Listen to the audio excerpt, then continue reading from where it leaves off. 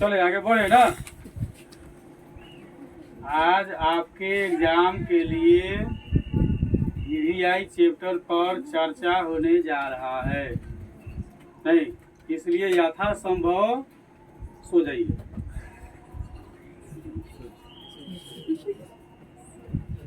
सो जाइए रहा, इसलिए करे सांसों को सो जाओ। उल्टा बात ज्यादा समझ में आता है। आंख बंद रख लीजिए, कान खोल के खाली रखिए।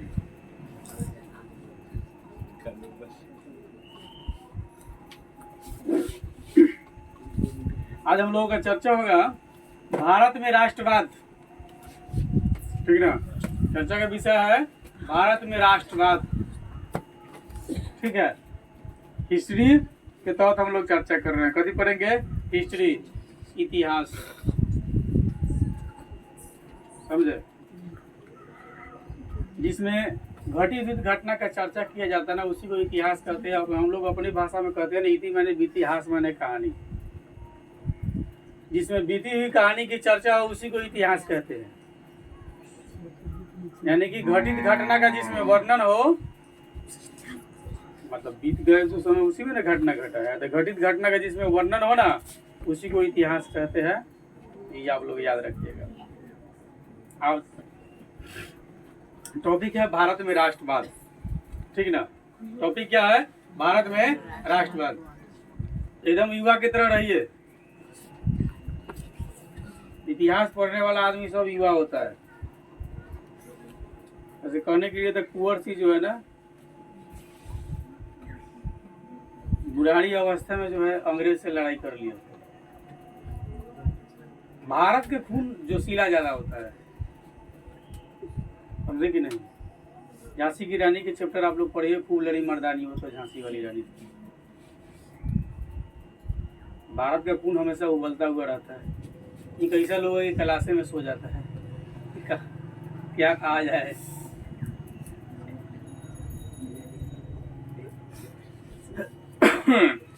तो भारत में राष्ट्रवाद, ठीक है।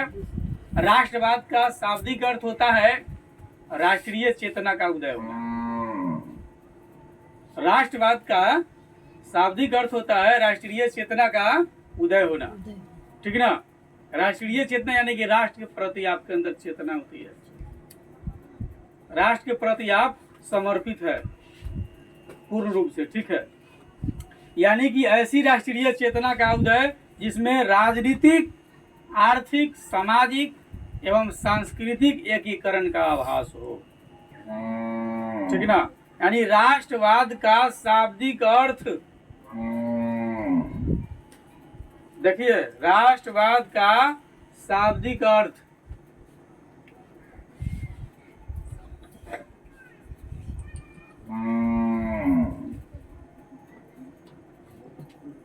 राष्ट्रवाद का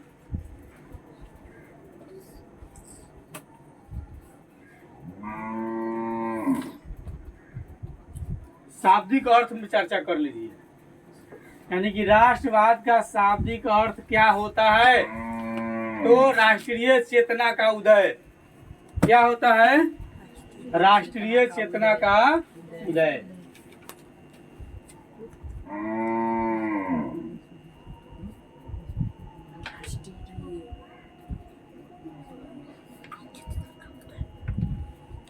चेतना का उदय होता है, ठीक है। राष्ट्रवाद का शाब्दिक अर्थ क्या होता है? राष्ट्रीय चेतना का उदय। यानी कि आप पूर्ण रूप से राष्ट्र के प्रति समर्पित है। आप पूर्ण रूप से राष्ट्र के प्रति समर्पित है, ठीक है। ऐसी राष्ट्रीय चेतना, यानी चेतना क्या है? राष्ट्रीय चेतना का उदय होना, तो आखिर चेतना क्या है? चेतना क्या है? अब चेतना पर हम लोग चर्चा करते हैं।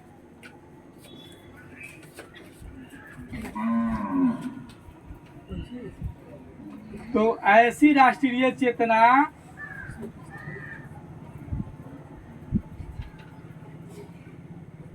ऐसी राष्ट्रीय चेतना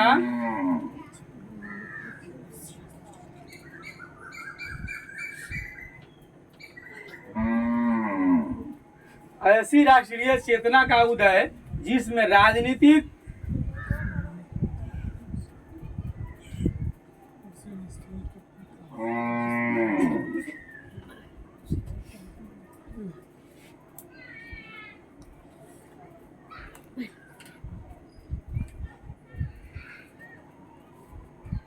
आर्थिक, राजनीतिक, आर्थिक, सामाजिक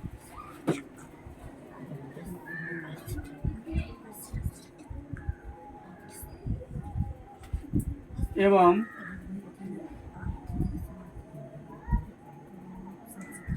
सांस्कृतिक एकीकरण का आभास हो।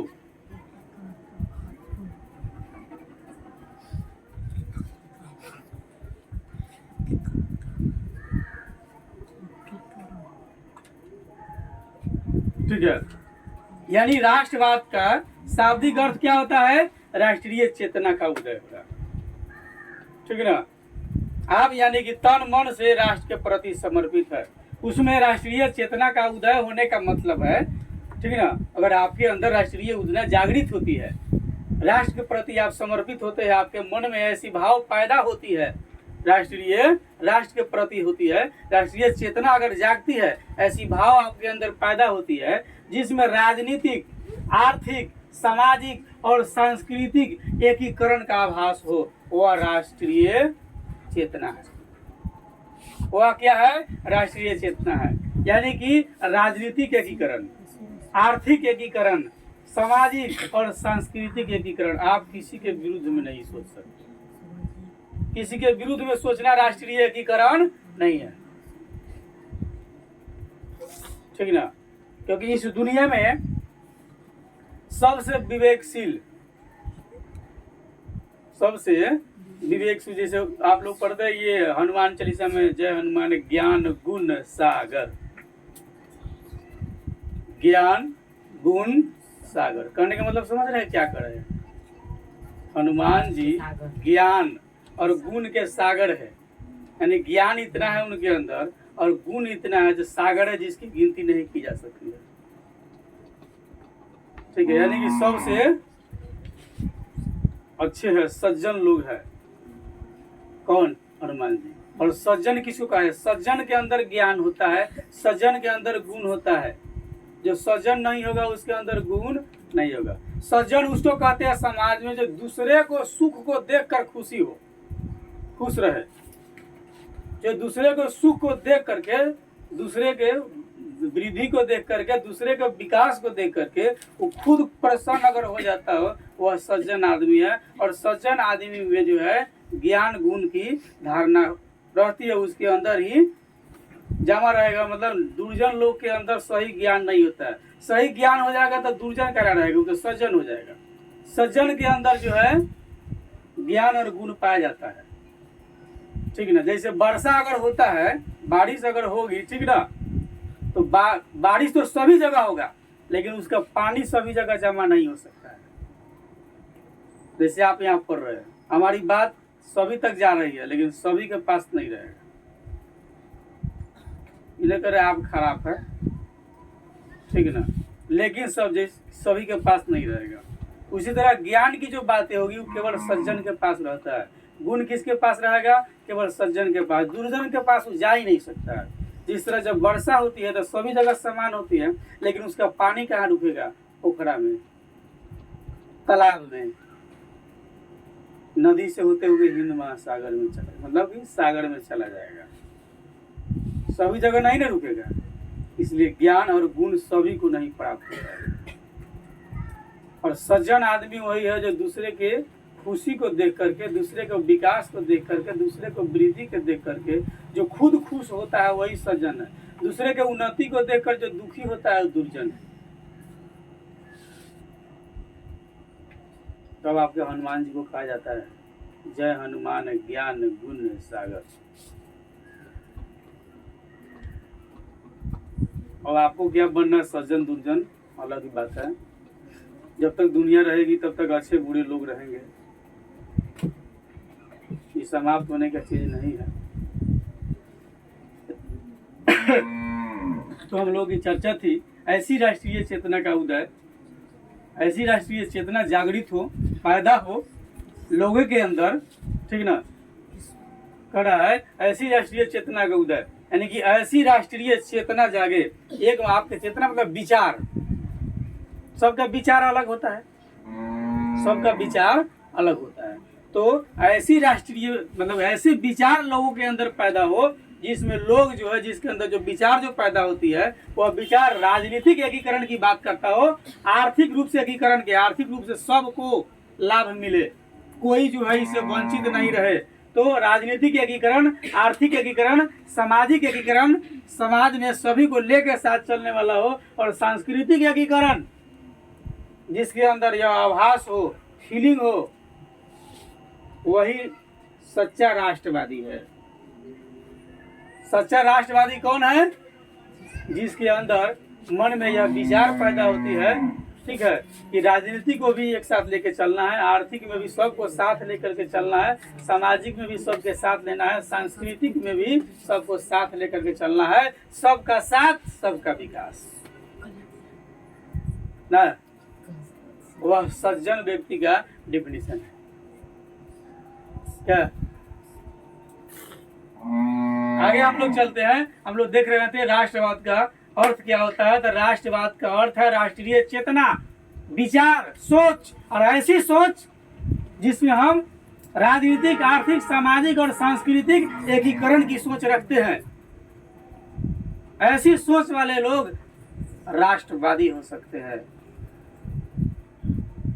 जो ऐसी सोच नहीं रखते हैं वह राष्ट्रवादी नहीं हो सकते हैं। और राष्ट्रवादी आपको होना चाहिए, और नहीं है तो फिर आपको यहाँ रहने का कोई अधिकार नहीं। जिस हवा, जिस पानी, जिसके सूर्य प्रकाश में आप अपना जीवन यापन कर रहे हैं, उसकी सुरक्षा की गारंटी भी आप ही की है। जिस परिवेश में आप अपना जीवन यापन कर रहे हैं उसके सुरक्षा की जिम्मेदारी किसकी है? आप ही की ना है। जैसे आपका शरीर है, ठीक है, अब आपके शरीर में किस तरह की समस्या होगी, इसको सुधारने का जिम्मेदारी किसका? आपका नहीं। अब आपको पढ़ना नींद आ जाता है तो कौन सुधारेगा? पड़ोसी आया, आप सुधारिएगा ना, ये आपकी जिम्मेदारी है, आप उसका करेक्शन कीजिए। आगे हम लोग चलते हैं कि 19वीं शताब्दी के पूर्वार्ध तक, 19वीं शताब्दी के पूर्वार्ध यानी कि 19वीं शताब्दी से पूर्व तक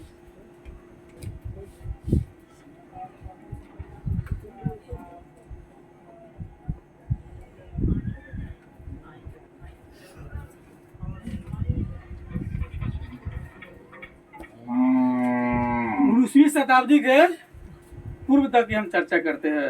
भारत छोटे छोटे राज्य में विभक्त था। पहले क्या था? 19वीं शताब्दी के पूर्व तक जो है भारत छोटे छोटे राज्य में विभक्त था। आज भारत में 28 राज्य है, लेकिन पहले वैसी बात नहीं थी, छोटे छोटे राज्य में विभक्त, अलग अलग टुकड़ा में था। ये तो कहिए आप सरदार वल्लभ भाई पटेल का, जिन्होंने सबको एकीकरण किया, ठीक है। तो 19वीं शताब्दी के पूर्व तक यानी कि पहले तक जो है भारत क्या था? छोटे छोटे राज्य में विभक्त था।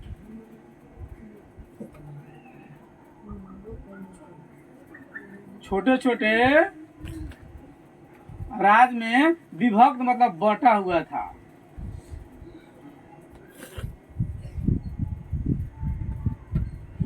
यानी अलगा अलगा था, ठीक ना। तो हम लोग हिस्ट्री का मेन पॉइंटिंग स्टार्ट हो गई है। 19वीं शताब्दी के पूर्व तक भारत छोटे छोटे राज्य में क्या था? विभक्त, यानी कि अलग अलग बटा हुआ था, ठीक ना। अब आगे चलते हैं। उस समय भारत को एकता के सूत्र में बांधने वाले तत्व का अभाव था। उस समय जो यहाँ के जो लीडर लोग थे वो लोग एकता में बांधना नहीं चाहते थे, और अन्य लोग जो विदेशी जो शासक हमारे यहाँ जो रहते थे वो तो हर हाल में चाहते थे कि तुम विभिन्न प्रकार के जाति में बटो, विभिन्न प्रकार के समुदाय में बटो। नहीं, अंग्रेज का रूल्स था डिवाइड एंड रूल। उसका नियम क्या था कि फूट डालो और शासन करो। नियम क्या था? फूट डालो और शासन करो। इसको छोटे छोटे टुकड़े में तोड़ो और फिर शासन करो। पहले एक को मारो, फिर दूसरा को पकड़ो, फिर तीसरा को मारो। इसलिए डिवाइड एंड रूल्स यानी कि फूट डालो और शासन करो अंग्रेज का सिस्टम था।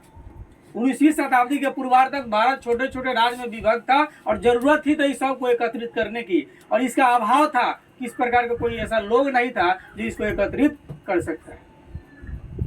अब धीरे धीरे आगे हम लोग बढ़ते हैं।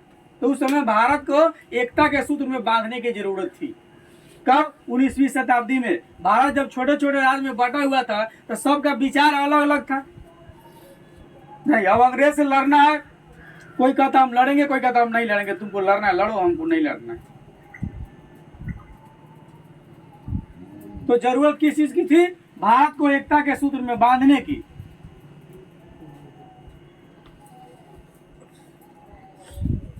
भारत को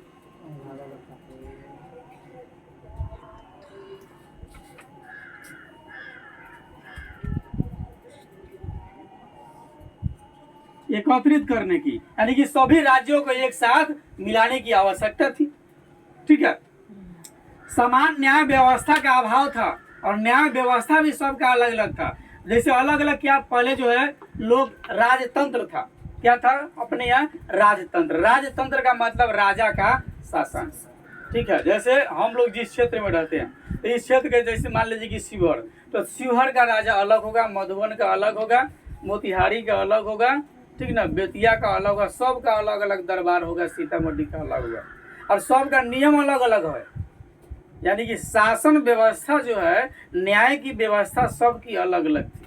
तो जरूरत थी कि नहीं, न्याय की व्यवस्था सबका एक हो और सभी लोग एक हो, एकजुट हो, सभी का मत एक हो, सभी का विचार एक हो, और सब जब हम सब मिल जाएंगे तब ना यहाँ से दूसरे लोग को भगाएंगे। क्या? और एक भाई ये घर में चोर को लिया कर बैठा रहा है, दूसरा भाई ये भगाने के चक्कर में लगा है, तो चोर भागेगा भाई? क्या भागेगा? वो कहियो नहीं भागेगा। तो जरूरत है सभी के विचार को एक करने की, लोगों को एकत्रित होने की। जो प्रजातांत्रिक जो है, यानी कि जो राजतंत्र की जो व्यवस्था है, वो राजतंत्र को हटाइए, सब एक साथ मिलिए और मिल करके शासन कीजिए। तो राष्ट्रीय एकता में कमी थी उस समय। तो हम लोग चर्चा कर रहे हैं कि 19वीं शताब्दी तक भारत छोटे छोटे राज्य में बटा हुआ था और भारत को एकत्रित करने की आवश्यकता थी। और भारत का न्याय व्यवस्था जो यहाँ का जो था वो अलग अलग था। राष्ट्रीय एकता में कमी का अर्थ यह है कि उस अनुभूति का अभाव जो भारत में रहने वाले सभी लोग को समान लक्ष्य और समान सरोकार से जोड़ देना। सबका समान लक्ष्य हो, सब विकास की बात करें, आगे बढ़ने की बात करें। यदि कोई लुटेरा हमारे यहाँ आ गया है, ठीक ना, ऐसा नहीं कि भाई को लूट रहा है हमको नहीं लूटे, कोई बात नहीं, नहीं ना, भाई को भी मत लूटे। अगर आपसी विवाद होगी अलग बात है, लेकिन बाहर से अगर युद्ध होता है तो मिल के लड़ेंगे। आप दो भाई है ना, एक चीज का हमेशा ख्याल रखें, हिस्ट्रिकल बात होता है, आप आपस में खूब लड़ाई झगड़ा कर लीजिए, उससे कोई मतलब नहीं है, लेकिन बाहरी जब युद्ध होता है तो फिर दोनों गोरा मिल के युद्ध कीजिए। नीति ही कहता है क्या? अब लछू टोला में सब लोग बनिया गोबर झगड़ा कर लेंगे ना, अब 5 गो लोग लछू टोला के जाए बाहर में पिटा के चल आवे भाई अपना यहाँ के, तो क्या कहेगा? पूरा लछू टोला को मारे, नहीं कहेगा। लेकिन जब बाहर से हो तो सभी गोरा जा करके मारिए, जीत करके आइए, हारिए मत ना। एकदम कहिए हारेंगे तो हुरेंगे, नहीं तो कान पकड़ के पहले ये भाग जाएगा। अगर दोनों स्थिति में ये जीतेगा, इसलिए चलो छोड़ो हटाओ। इसलिए बाहर से अगर युद्ध होती है तो हमको मिलजुल करके युद्ध करना चाहिए। 19वीं शताब्दी के उत्तरार्ध, अब पूर्वार्ध की बात कर रहे थे, उत्तरार्ध मतलब उसके आगे की बात चलते हैं। उत्तरार्ध में कई ऐसे तत्व उभरे जिससे ये कमी दूर होती गई और भारत एक संपूर्ण संगठित राष्ट्र का स्वरूप ग्रहण करने लगा। यही राष्ट्रवाद है। इसी राष्ट्रवाद की अभिव्यक्ति स्वतंत्रता संग्राम है। इसी के एकत्रित होने का ही परिणाम है कि भारत स्वतंत्र हो गया। यदि सभी छोटे छोटे जो राज्य बटे हुए थे 19वीं शताब्दी के उत्तरार्ध यानी कि कुछ बाद, कि क्या हो गया, धीरे धीरे धीरे लोगों के सहयोग से एकत्रित हो गए और यही एकत्रित होने का परिणाम है कि भारत क्या हो गया, स्वतंत्र हो गया। और एकत्रित होकर के दूसरों से लड़ना राष्ट्रवाद कहलाता है। हम अपने हैं, हम सभी का विचार एक होना चाहिए। भारत में हिंदू मुस्लिम सिख ईसाई कोई आपस में लड़ता झगड़ता अलग बात है, ठीक ना। लेकिन बाहर अगर चाइना से युद्ध होगा तो सब घर में जाके लाठी बंदूक लेकर के लड़ने के लिए क्या कि उसमें मुस्लिम कहेगा भाई हम न जबो, नहीं है तो तू भारतीय नहीं है। भारत और चाइना का ना युद्ध हो रहा है, तो जो भारतीय है वो सब भारत की तरफ से लड़ेगा। पहले भारतीय है, उसके बाद जात पात छोट बड़ नीच ऊंच है, लेकिन पहले तो भारतीय है। अभी भारत की शान की बात हो रही है ना, एकदम डिटेल लड़ेंगे। नहीं जरूरत पड़ा तो आधा चीन रख लिया, लेकिन तो संगठित रहेंगे तब न मिलजुल करके रहेंगे तो होगा, नहीं होगा। संगठन सबसे बड़ी ताकत होती है, और जो विखंडित हो जाता है, टूट जाता है, टुकड़ा टुकड़ा में बढ़ जाएगा, ठीक ना, उसको कोई ताकतवर नहीं है। बटा हुआ वो कोनो जो चाहेगा जो कर सकता है, और जो संगठित है उसको कोई नहीं कमजोर कर सकता है। संगठित संगठन ही लोकतंत्र में सबसे बड़का ताकत क्या है? संगठन, एकता। जो एकत्रित है ताकतवर है, जो एकत्रित नहीं है कमजोर है। एकता सबसे बड़ी ताकत होती है, और वही एकता का परिणाम है कि 19वीं शताब्दी के उत्तरार्ध में राज्य सब जो है धीरे धीरे एकत्रित हो गए, एकत्रित होते गए, और रिजल्ट हुआ कि भारत स्वतंत्र हुआ, और एकत्रित होकर के दूसरे से लड़ करके देश को आजाद करवाया। इसी को तो हम राष्ट्रवाद कहते हैं। क्या आगे चलते हैं। 19वीं शताब्दी में राष्ट्रीय चेतना का उदय मुख्य रूप से अंग्रेजी शासन व्यवस्था का परिणाम था। ठीक है, 19वीं शताब्दी में राष्ट्रीय चेतना का उदय, राष्ट्र के प्रति उभरता हुआ सोच, उभरता हुआ विचार, लोगों की आवाज़ जो थी वह मुख्य रूप से क्या था? अंग्रेजी शासन व्यवस्था का परिणाम था। अंग्रेजी जो शासन व्यवस्था हमारे यहाँ जो लगा ना, उसके कारण हम क्या है? राष्ट्रवादी बन गए। उसके कारण क्या हो गए? राष्ट्रवादी हो गए। ब्रिटिश शासन ने जो परिवर्तन राजनीतिक, आर्थिक और सामाजिक क्षेत्र में किए थे, उसके परिणाम स्वरूप भारतीय जनता के सभी वर्गों का शोषण हुआ था। भारत के सभी लोगों का शोषण किया। ऐसा नहीं है एक भाइयों को छोड़ दिया, दूसरे को खूब माना उना, ऐसी बात नहीं, सबका शोषण किया। क्या देखिए, अंतिम एक विकल्प दिखता है अपने यहाँ। बहुत सारे लोग जो है, जब अंग्रेज जाने लगा तो अपना कोठी उठी जो उसका सिपाही था, जो उसका चमचा बेलचा था, उस सबको लिख करके चला गया। आज तक वो सब वही सबके पास में, किसी के पास 500 बीघा, 200 बीघा, 1000 बीघा, 2000 बीघा, जितना वो कंपनी का जो जमीन था, जो उसका अपना आदमी था, उसके हवाले कर दिया। लो भाई सब तुम्हारा हो गया, अब तो हम यहाँ से जा रहे हैं, हम तो चले परदेश, हम परदेसी हो गए। और वो लोग अभी एकदम हीरो बन के चलता है। उसे पूछा जाए तुम्हारे डीएनए में डिस्टेंस है? देश के साथ गद्दारी करके ना संपत्ति अर्जित किया है।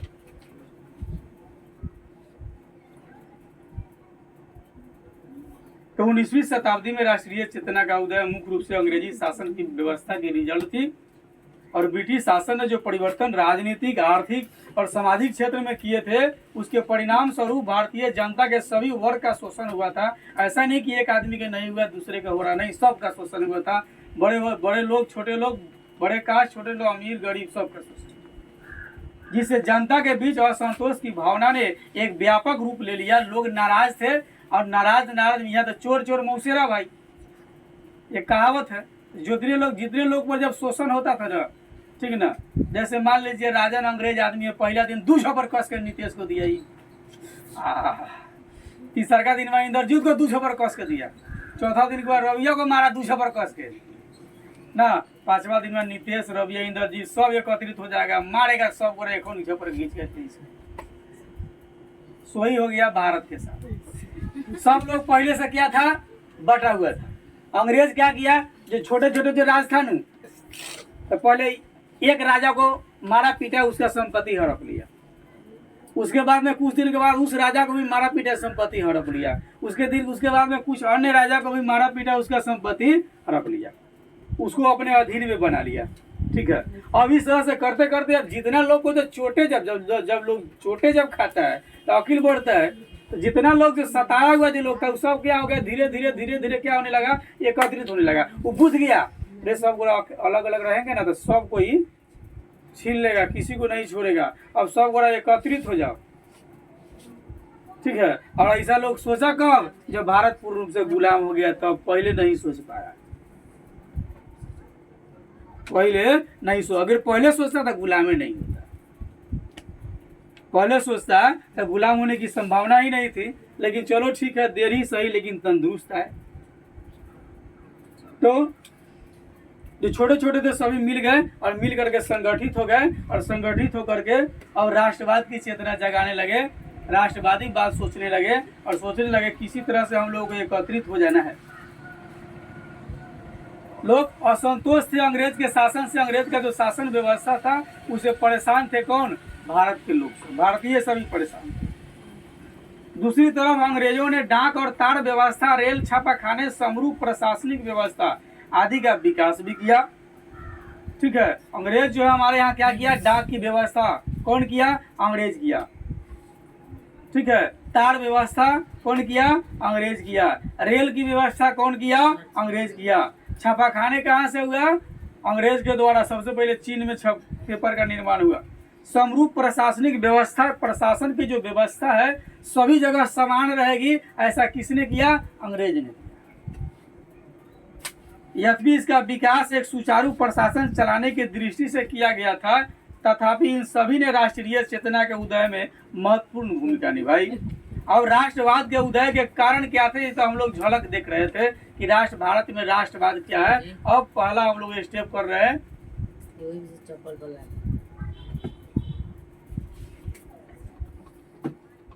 क्या जी,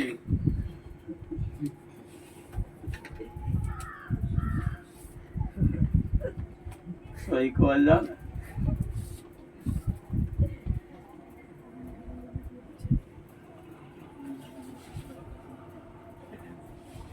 मतलब अच्छा आदमी नहीं बने के, अच्छा आदमी के सब गुण थोड़ी है। तारा उंगली लगाता, खड़ा हो जा, खड़ा रहो, खड़ा रहो, खड़ा रहो, खड़े खड़ा खड़ा रहो। दिन में नींद लगाता, रतिया में क्या करेगा,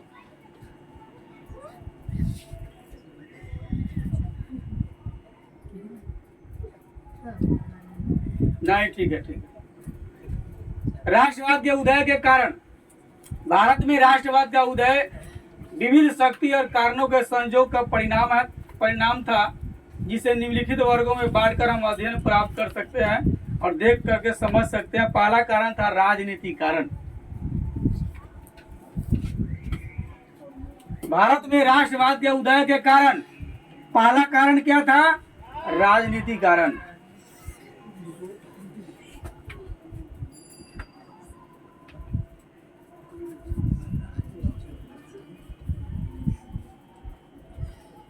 ठीक है, भारत में राष्ट्रवाद के उदय के कारण क्या है, पहला कारण राजनीतिक कारण था। ठीक है, दूसरा आर्थिक कारण,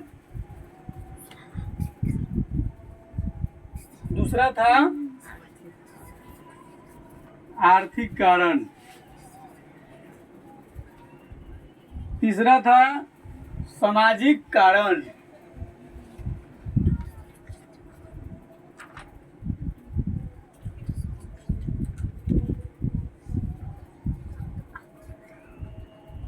तीन गो था। ठीक है, भारत में राष्ट्रवाद के उदय के कारण कौन कौन, राजनीतिक कारण, आर्थिक कारण और सामाजिक कारण।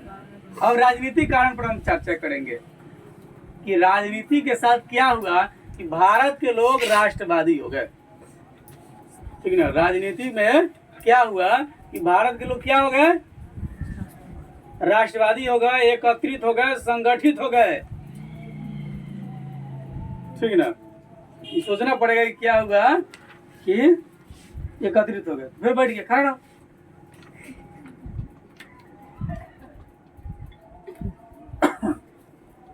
तो राजनीतिक कारण में हम लोग पहले चर्चा करते हैं। भारत में राष्ट्रीय चेतना जागृत करने में कई कारणों का योगदान रहा, एक नहीं कई कारणों का योगदान रहा, परंतु सभी किसी न किसी रूप में ब्रिटिश सरकार की प्रशासनिक नीति से संबंधित ही थे। ठीक है। भारत में राष्ट्रीय चेतना जागृत करने का कई सारे कारण थे, एक कारण नहीं थे, कई सारे कारण थे, परंतु सभी किसी न किसी रूप में ब्रिटिश सरकार की प्रशासनिक नीति से ही संबंधित, यानी कि सब पर ब्रिटिश सरकार की नीति लागू थी। ब्रिटिश सरकार की नीति से सभी परेशान थे। ब्रिटिश शासक जो है साम्राज्यवादी नीति के पोषक थे। ब्रिटिश शासक क्या थे? साम्राज्यवादी नीति के पोषक थे, हुए साम्राज्यवादी नीति को अधिक मानते थे। आगे चलते हैं अब हम लोग, आपका मेन पॉइंटिंग स्टार्ट होता है, आप विशेष केयर करेंगे। तो ब्रिटिश शासक क्या थे? साम्राज्यवादी नीति के पोषक थे। घटना है 1858 की। सन 57 में झांसी की रानी लड़ी थी। जब तक झांसी की रानी थी तब तक भारत को गुलाम नहीं होने दिया। नहीं, हिस्ट्री में कहा जाता है सिकंदर पूरे दुनिया को जीत लिया था, सिकंदर विश्व विजेता था, लेकिन कुछ इतिहास से त्रुटि हुई है। सिकंदर जब भारत आया तो पंजाब में एक नदी थी झेलम, सिकंदर को झेलम नदी वहां का राजा पार नहीं करने दिया। क्या विश्व विजेता कहलाएगा सिकंदर? एक राजा झेलम नदी को नहीं झेलने, राजा जब सेना के लेकर के आ गया तो सिकंदर झेलम नदी को नहीं झेल पाया, नदी को इस पार नहीं होने दिया और उधर से ही लौट करके चला गया। तो विश्व विजेता सिकंदर हुआ कि पंजाब के राजा हो गए। जो बड़े आदमी को छोटा आदमी मार दे उन बड़ा हो गया। अब चलिए, तो सन 57 तक जब तक झांसी की रानी थी गुलाम नहीं होने दिया। बात अब आगे की आती है 58 की, क्योंकि सन 57 में खूब लड़ी मर्दानी, वह तो झांसी वाली रानी थी। बचपन से तलवार कटारा से खेलने का बड़ा शौकीन थी। लोग कहता है औरत में ताकत नहीं होती, तो वर्णन है कि खूब लड़ी मर्दानी, वो तो झांसी वाली रानी थी। अंग्रेज का छक्का छुड़ा दिया था। आजकल की महिलाएं हैं हाथ बात के जगह रखता है, सुबह उठेगा।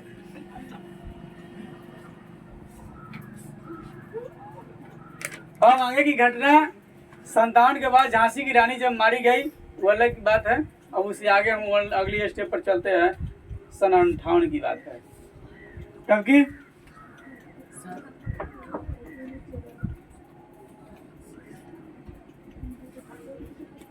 कब 58? 1857 का है, तो ये 1858 की बात है। 58 से लेकर के चलिए, झांसी की रानी को छोड़िए, मर गई, भगवान उनकी आत्मा को शांति दे जहाँ भी हो।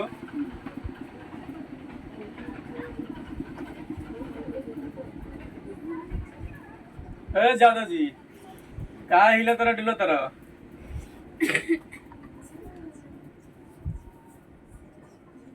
सारी बात आ रिकॉर्ड में होता है, सब चल जाए नेट को। देखिए 58 की बात है। सन 1858 में महारानी विक्टोरिया के उद्घोषणा के साथ ही सभी देशी राज ब्रिटिश साम्राज्य के अधीन आ गए। कब? 1858 में महारानी विक्टोरिया के उद्घोषणा के साथ ही सभी देशी राज, मतलब भारत के सभी राज ब्रिटिश साम्राज्य के अधीन में आ गए। यानी भारत गुलाम पूर्ण रूप से कब हो गया? ब्रिटिश शासन के अधीन कब हो गया? 1858 में। किसके उद्घोषणा पर? महारानी विक्टोरिया। याद रखिए, किसके? महारानी विक्टोरिया ने आदेश दिया था।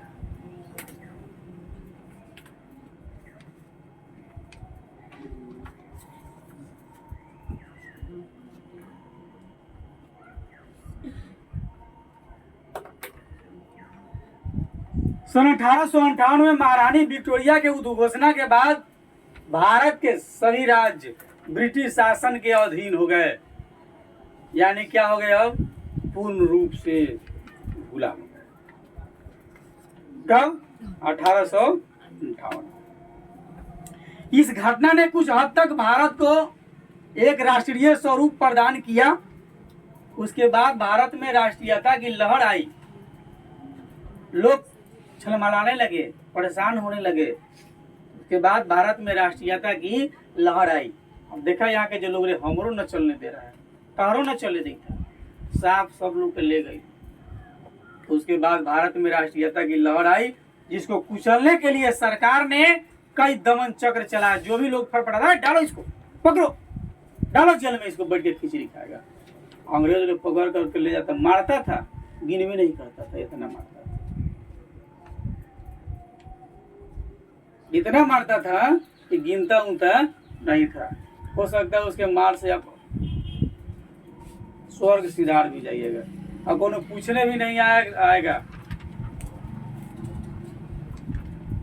महान वीर क्रांतिकारी भगत सिंह को जो फांसी दी गई, 12 घंटा पहले फांसी दे दिया गया था, एक दिन पूर्व भी देना था, कल आज ही दे दिया उसको। उसके फांसी देने के बाद उसके लाश को टुकड़ा टुकड़ा में काट कर बोरे में बांध करके और कहीं दूसरे जगह पर रखवा दिया गया, लेकिन उसके लाश को घर वाला को नहीं दिया गया। हमारे देश के महामहिम राजनीतिक कहे जाने वाले गांधी जी उस समय थे। गांधी जी के रहते हुए घटना घटी है, इसलिए गांधी जी पर आज सवाल खड़ा होता है।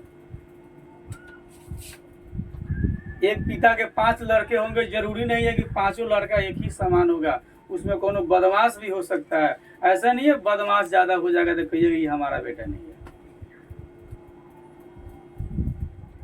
ठीक है, आगे चलते हैं। आगे की घटना में गांधी जी भी आएंगे, गांधी जी की चर्चाएं भी होगी इस चैप्टर में।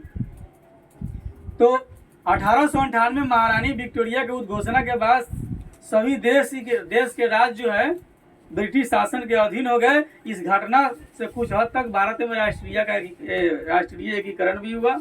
उसके बाद भारत में राष्ट्रीयता की लहर आई, जिसको कुचलने के लिए सरकार ने कई दमन चक्र चलाए। किसी को बोलने नहीं देता था, जो बोलेगा उसको जेल में डालो, अंदर करो। दमन चक्र मतलब जबरदस्ती, जो मैं कहता हूं ना वही होगा। किसी भी भारतीय की कोई बात नहीं सुनी जाएगी। भारतीय केवल गुलाम है, जो मैं कहूंगी वही करेगा। 1878 की बात करते हैं। 58 के बाद कहाँ चले आए? 78। 20 साल तक किसी तरह शासन चला होगा। उसकी घटना 20 साल की घटना कुछ और हुई होगी जो इस हिस्ट्री में चर्चा नहीं है। तो अब चलिए 1878 में कहाँ बढ़ गए? अब 58 से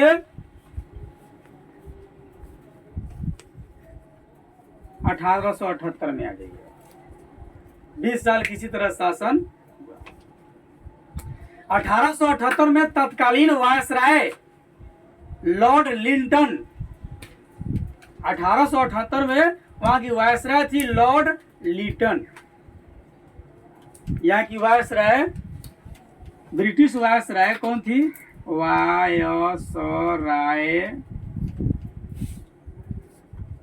लॉर्ड लिंटन, पता ना क्या क्या इसे का नाम, लिंटन होगा, लॉर्ड लिंटन चाहे लिंटन, नहीं बुझा रहा, लिंटन होगा, मान लीजिए। 1878 में तत्कालीन वायसराय लॉर्ड लिंटन ने वर्नाक्यूलर प्रेस एक्ट पारित कर, क्या पारित किया? वो वर्नाक्यूलर प्रेस एक्ट पारित कर प्रेस पर कठोर प्रतिबंध लगाया। जो भी चीज भारत में छपते थे अगर अंग्रेज के विरुद्ध में, उस पर वो क्या कर दिया? प्रतिबंध लगा दिया, रोक लगा दिया। किस एक्ट के तहत? वर्नाक्यूलर प्रेस एक्ट के तहत प्रेस पर सबसे पहले रोक लगा दिया। कौन? Lord Linton. किस एक्ट के तहत? वर्नाक्यूलर प्रेस एक्ट के तहत, ठीक है, प्रतिबंध लगा दिया। अब आगे चलिए। उसके बाद 1879 की बात चलिए, अगला साल चलिए, एक साल आगे बढ़िए।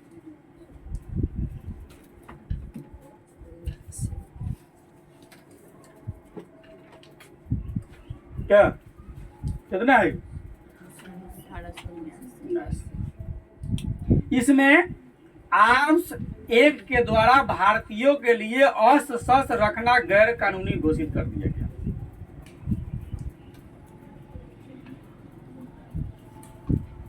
यानी वर्नाक्यूलर प्रेस एक्ट जब पारित किया तो प्रेस पर प्रतिबंध लगाया और साथ ही 1879 में आर्म्स एक्ट के द्वारा भारतीयों के लिए अस्त्र शस्त्र रखना गैर कानूनी घोषित कर दिया। अभी कोई भी भारतीय अस्त्र मतलब कि गोली बंदूक हथियार इत्यादि अगर रख करके अगर मिलता है तो उसको जेल में डालो, मारो, पीटो, उसको दंडित करो। यानी कि कोई भी लोग नहीं रख सकता है। जैसे अभी हम लोग हैं, अभी आप बंदूक नहीं ना रख सकते हैं, हथियार नहीं ना रख सकते हैं, नहीं रख सकते हैं। तो 1879 में आर्म्स एक्ट लगाया। क्या लगाया? आर्म्स एक्ट लगाया। इस बात को खूब बढ़िया से समझिएगा।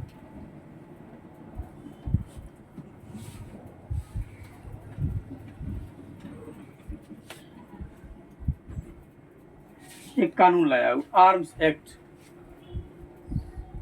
ठीक है। क्या लाया? Arms act. अब आर्म्स एक्ट समझिए, आर्म्स एक्ट कब लगाया? 1879। आर्म्स एक्ट में यह था कि भारतीय अस्त्र शस्त्र नहीं रख सकते हैं। भारतीयों के लिए अस्त्र मतलब अस्त्र शस्त्र रखना अपराध है। इसलिए कि हम कहेंगे भाई काम नहीं करो, भारतीय तलवार रखले रहेगा, बंदूक रखले रहेगा, हम कहेंगे ये नहीं काम करो तो हमरे मार देगा, वो नहीं मार देगा। कहा कि नहीं, कोई भारतीय अस्त्र शस्त्र नहीं रख सकता है। दुर्भाग्य, भारत आजाद हो गया, अभी हम नहीं रख सकते। 47 में आजादी की घोषणा की गई, ऐसा कहा जाता है। दुर्भाग्य, आज आप एगो आर्म से लेके पकड़ा जाइए, उम्र बीत जाएगी खिचड़ी खाते खाते।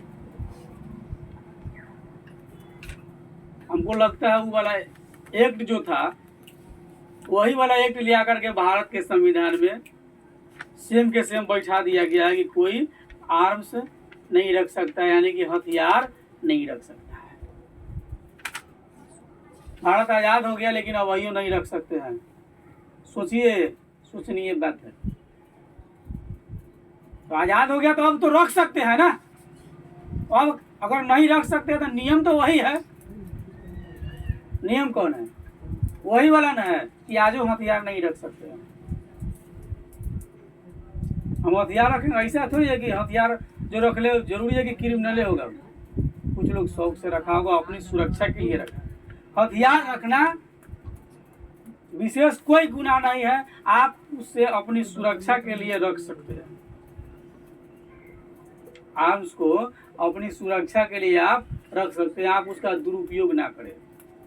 और सुरक्षा के लिए माने कि अस्त्र शस्त्र को रखा जा सकता है। लेकिन 1879 में आर्म्स एक्ट के द्वारा भारतीयों के लिए अस्त्र शस्त्र रखना गैर कानूनी घोषित कर दिया गया कि भारत के लोग अस्त्र शस्त्र नहीं रख सकते हैं। तो देश तो आजाद हो गया, तो अभी ले क्यों नहीं रख सकते हैं? क्या संविधान में सेम वही चीज उतार दी गई है? आजादी के बाद भी उसमें कोई परिवर्तन नहीं किया गया है।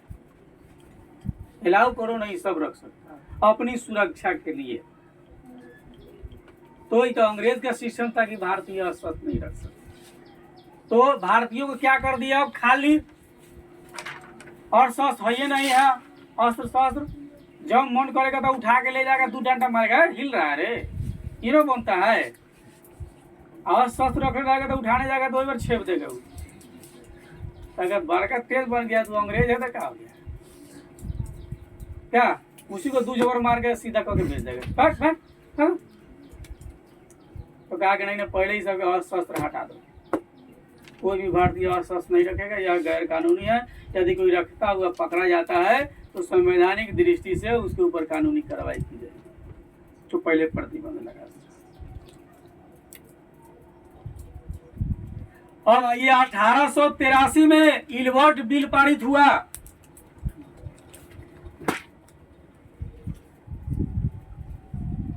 सन 1883 में एक नया बिल आया, इलबर्ट।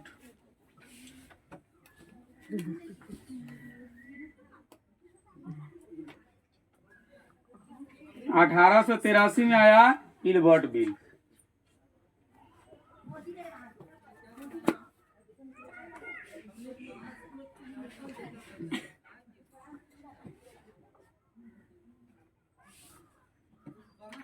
ठीक है, 1883 में इलबर्ट बिल पारित हो गया।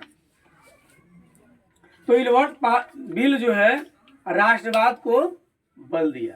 इसके बाद भी यानी कि पहले 1858 में महारानी विक्टोरिया आई और जैसे उद्घोषणा किया, उसके उद्घोषणा के क्रम में ही जो भी देश के राज्य थे सभी क्या थे, ब्रिटिश साम्राज्य के अधीन में हो गए। इस घटना के बाद भारतीय राष्ट्रीय में एक जागरूकता आई। इसको कुचलने के लिए सरकार ने बहुत सारे तेज कदम उठाए। जो ज़्यादा डिस डेट करे उसको 2 घंटा मारो, अंदर जेल में डालो, बैठ के एकदम ताज़ा ताज़ा खिचड़ी खिलाओ इसको। 1878 में तत्कालीन वायसराय लॉर्ड लिंटन ने वर्नाक्यूलर प्रेस एक्ट पारित किया और जो प्रेस जो थे उस पर प्रतिबंध लगा दिया कि कोई प्रेस नहीं चला सकता। 1879 में आर्म्स एक्ट के द्वारा भारतीयों के लिए अस्त्र रखना प्रतिबंध कर दिया। क्यों? क्योंकि भारतीय का अस्त्र रखेंगे तो हम उसको जाएंगे कहने, किसी तरह की बात अगर कहने जाएंगे, उसको हम गिरफ्तार करने जाएंगे तो होगा गिरफ्तार, तो हम से युद्ध करके मार काट के भेज देगा, आगे नहीं रख सकता है। उसके बाद 1883 में इलबर्ट बिल का पारित हुआ, होना भी राष्ट्रवाद को बल दिया गया। इस बिल का उद्देश्य क्या था इलबर्ट बिल का, कि भारतीय और यूरोपीय व्यक्तियों के फौजीदारी मुकदमों की सुनवाई सामान्य न्यायालय में कराना। 1883 में जो इलबर्ट बिल जो लगाया गया था उसका यह उद्देश्य था कि भारतीय और अन्य लोग जैसे कि यूरोपीय जो व्यक्ति थे उसके बीच में अगर किसी तरह की झगड़ा होती है ना, लड़ाई झगड़ा केस मुकदमा होता है, तो उसकी सुनवाई सामान्य न्यायालय में करना था, कि सामान्य न्यायालय ही उसको फैसला देगा और उसे विशेषाधिकार को समाप्त करना था। जो यूरोपियों के निवासियों को अभी तक प्राप्त था, जिसके अंतर्गत उनके मुकदमे सिर्फ यूरोपीय जज ही सुन सकते थे। पहले का सिस्टम था कि जो भारतीय और यूरोपीय लोग के बीच झगड़ा होगा तो यूरोपीय जज फैसला सुनाएगा। तो जब यूरोपीय जज फैसला सुनाएगा तो यूरोपवासी के पक्ष में सुनाएगा कि भारतीय के पक्ष में सुनाएगा? वो तो यूरोपवासी के पक्ष में सुनाएगा, वो भारतीय के पक्ष में क्या सुनाने जाएगा? तो 1883 में इलबर्ट बिल जो पारित हुआ, कहा कि नहीं, इसकी सुनवाई जो है सामान्य न्यायालय में जी होगी। ठीक है, सामान्य न्यायालय में ही होगी और सामान्य न्यायालय में जब सुनवाई जब होगी तो जो भी इस देश में यूरोपीय लोगों को जो मान्यता जो प्राप्त है यहाँ की, वह उसका रद्द कर दिया जाएगा। ठीक है, तो यूरोपीय जनता ने इसका क्या किया? विरोध किया। किसका? ब्रिटिश जो इलबर्ट बिल जो लाया था तो यूरोपीय लोगों के विरुद्ध में था। पूरा अधिकार भारतीय का हो जाता तो सजा यूरोपीय लोगों की होती, तो यूरोपीय लोग ब्रिटिश का विरोध कर दिया। यूरोपीय लोग किसका विरोध कर दिया? ब्रिटिश रूल्स का, ब्रिटिश जो शासक यहाँ के जो थी उसका विरोध कर दिया। ठीक है, और सरकार को इस बिल को वापस लेना पड़ा।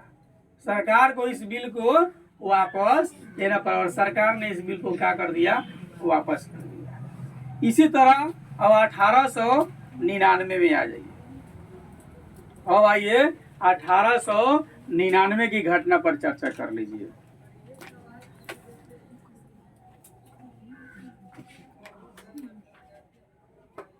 आगे बढ़ते रहिए। 1899 में लॉर्ड कर्जन ने कोलकाता कॉरपोरेशन एक्ट पारित किया। लॉर्ड कर्जन ने कलकत्ता कॉरपोरेशन एक्ट पारित किया।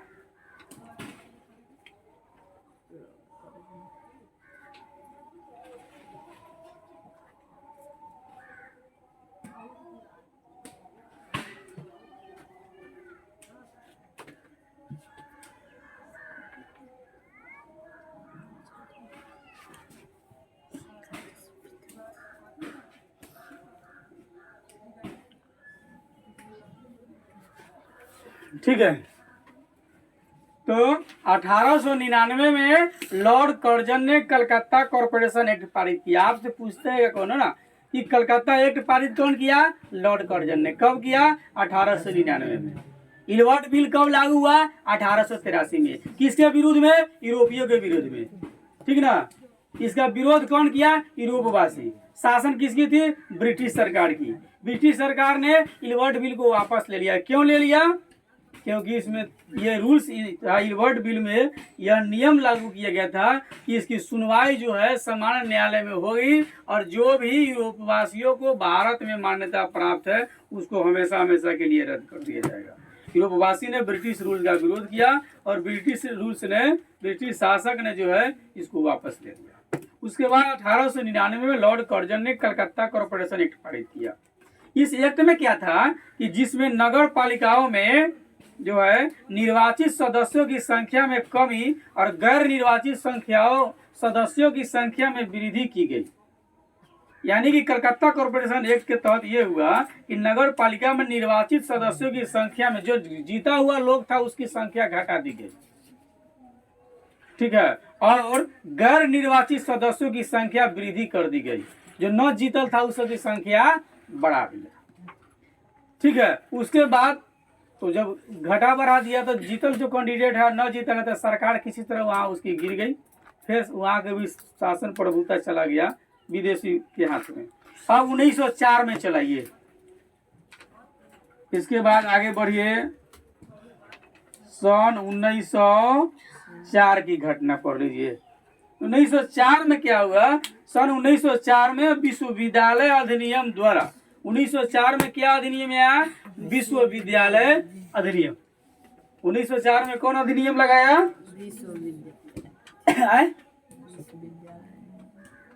विश्वविद्यालय अधिनियम। विश्वविद्यालय अधिनियम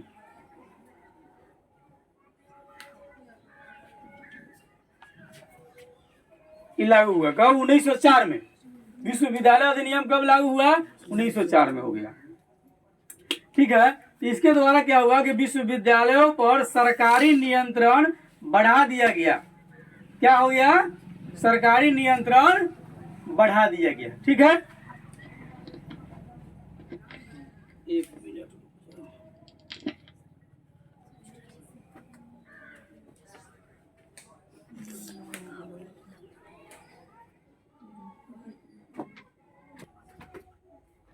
तो 1904 में हम लोग देख लिए कि विश्वविद्यालय अधिनियम द्वारा विश्वविद्यालय जो था उस पर सरकारी नियंत्रण बढ़ा दिया गया, ठीक है। 1904 की घटना, ठीक ना। 1905 में आ जाइए। कब? अब 1905 की बात है। सन 1905, ठीक है। 1905 में क्या हुआ? 1905 में बंगाल का विभाजन कर्जन ने सांप्रदायिकता के आधार पर यह तर्क देते हुए कर दिया कि इससे प्रशासनिक सुविधा होगी। यानी बंगाल का विभाजन कब हुआ? 1905 में। किसके आधार पर हुआ? सांप्रदायिकता के आधार पर। लड़ाई झगड़ा हिंदू मुस्लिम के आधार पर जो हो रहा था उसके आधार पर पहले बंगाल का विभाजन कर दिया। कौन कर दिया? कर्जन। बंगाल का विभाजन कौन किया? कर्जन। बंगाल के बांटे वाला आदमी के नाम ये देख लो, कर्जन। बंगाल के विभाजन कौन किया? कर्जन किया। किस आधार पर किया? सांप्रदायिकता के आधार पर।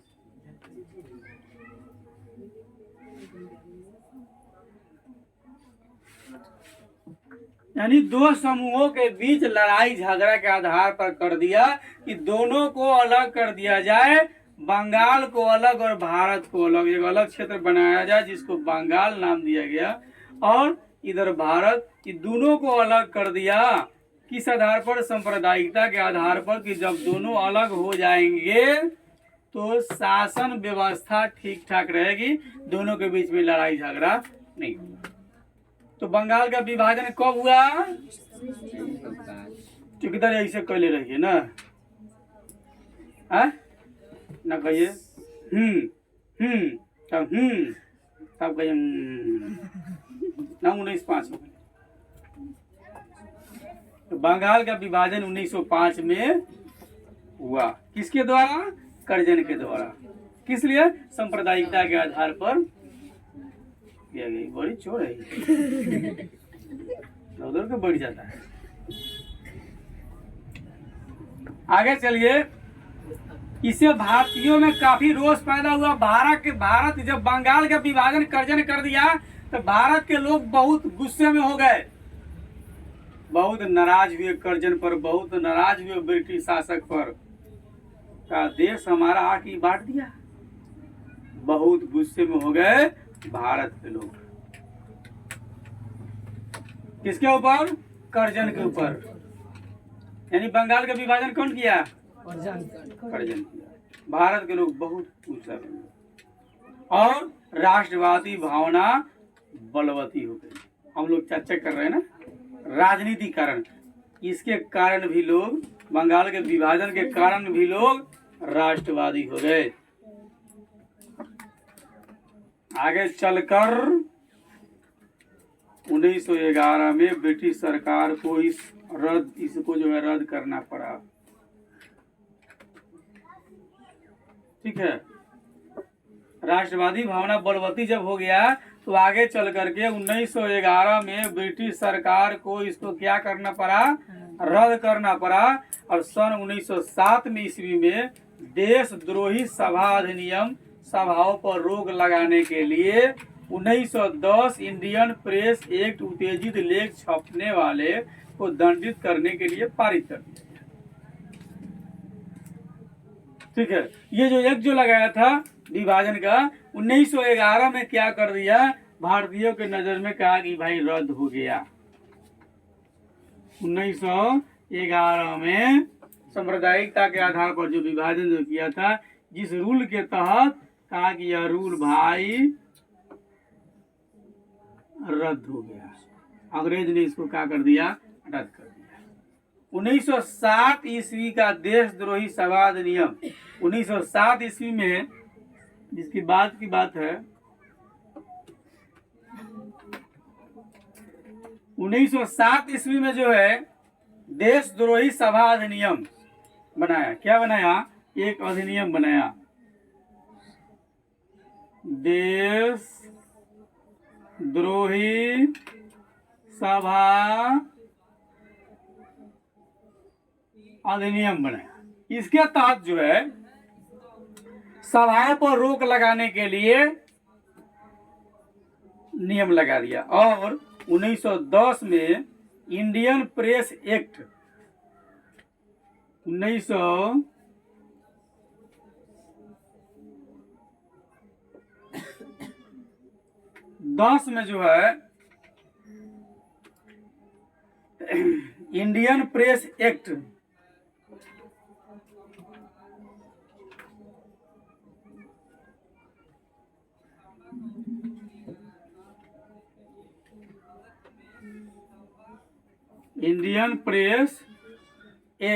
उत्तेजित लेख छापने वाले को दंडित करने के लिए एक नियम पारित कर दिया।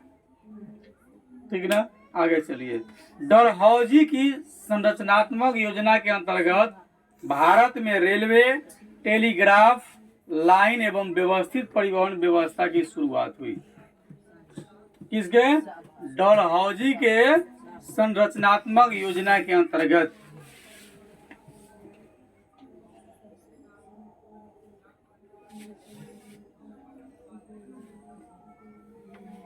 डलहौजी आ जाइए। ठीक है। यानी डलहौजी की संरचनात्मक योजना के अंतर्गत भारत में रेलवे, टेलीग्राफ लाइन एवं व्यवस्थित परिवहन व्यवस्था की शुरुआत हुई।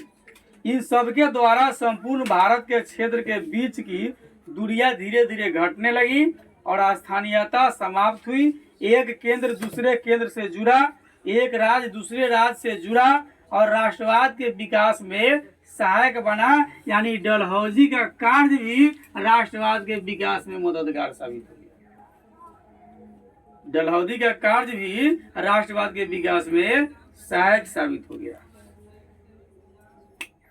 ठीक है। भारत में अंग्रेजी शिक्षा नीति ने राष्ट्रवाद के उदय में महत्वपूर्ण भूमिका निभाई। इससे प्रजातंत्र एवं आधुनिक प्रगति की जानकारी मिली। मानवतावाद, व्यक्तिवाद, यूरोपीय पुनर्जागरण, फ्रांस की राज्य क्रांति और अमेरिकी स्वतंत्रता संग्राम की जानकारी मिली कि अमेरिका में भी लड़ाई हुई और अमेरिका किस तरह से आज़ाद हुआ है। लॉर्ड मॉन्टेस्क्यू एवं रूसो के विचार से भारतीय प्रभावित हुए और वे अपने उत्तरदायित्व और नवीन कानून से अवगत होकर के अधिकार की बात करने लगे भारत के लोग। ये हम लोग पढ़ रहे थे राजनीतिक कारण। क्या पढ़ रहे थे? राजनीतिक कारण, जिसके कारण भारतीयों के अंदर जो है राष्ट्रवाद की भावना जागृत हुई। ठीक है। इस सभी को अब आप लोग देखिएगा, कल हम लोग चर्चा करेंगे। आज टाइम अल्प है। भारत में राष्ट्रवाद के आर्थिक कारण, फिर उससे आगे तक कोशिश करेंगे कहाँ तक जा सकते हैं। चलो बंद कर।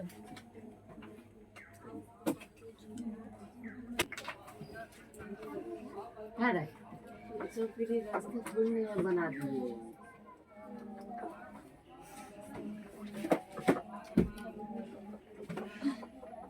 ये